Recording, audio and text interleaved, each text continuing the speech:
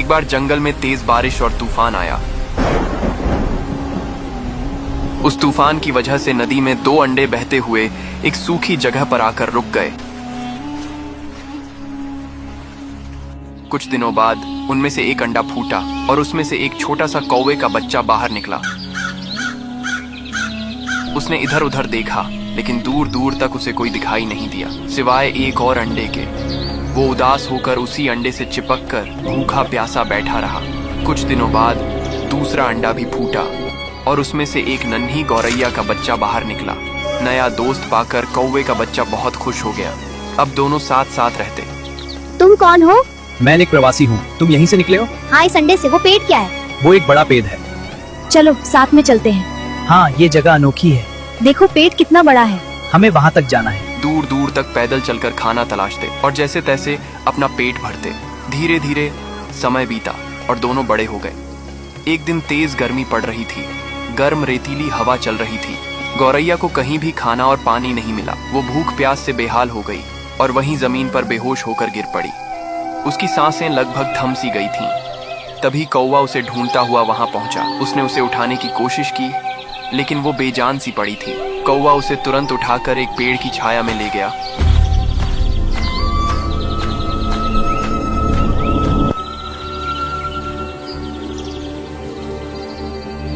तू चिंता न कर, तुझे कुछ नहीं होगा।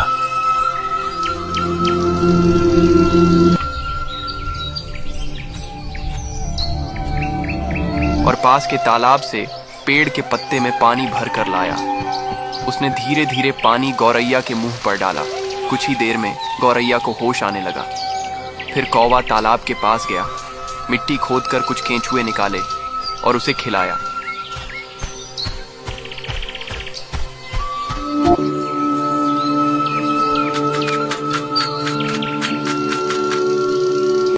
दोस्त, अगर आज तू ना होता तो शायद मैं इस दुनिया में ना होती।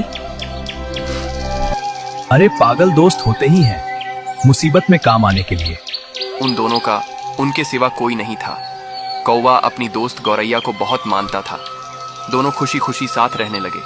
कई महीने गुजर गए। एक दिन गौरैया ने एक विशाल पेड़ के पास अपना नया घोंसला बनाया और खाना लेने चली गई। कौवा थोड़ा आलसी और चालाक था।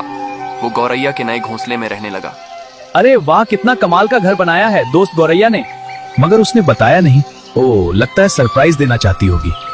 जब गौरैया वापस आई और उसने कौवे को अपने घोंसले में बैठा देखा तो वो गुस्से में भला बुरा कहने लगी। ये मेरा घोंसला है कौवे, बिना पूछे यहाँ रहने की हिम्मत कैसे हुई तुम्हारी?